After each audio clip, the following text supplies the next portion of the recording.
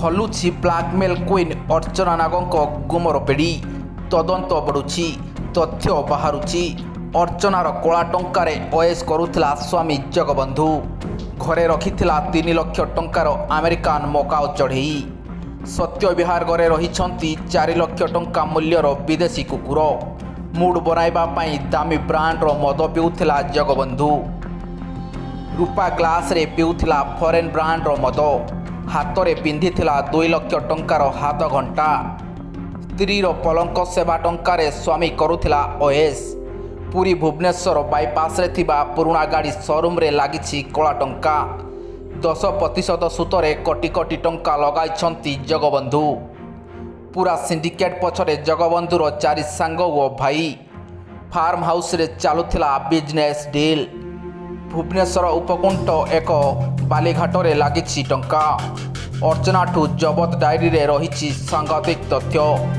ଖୁବ୍ ଶୀଘ୍ର ରିମାଣ୍ଡରେ ଆଣି ସତ ଅଗାଳିବ କମିଶନରେଟ୍ ପୋଲିସ। ଏପଟେ ଅର୍ଚ୍ଚନା କରିଥିବା ଜାମିନ ଆବେଦନର ଆଜି ଭୁବନେଶ୍ୱର ଏସ୍ଡିଜିଏମ୍ କୋର୍ଟରେ ହେବ। ଆଜି ତାକୁ କୋର୍ଟରେ ହାଜର କରିବ ପୋଲିସ।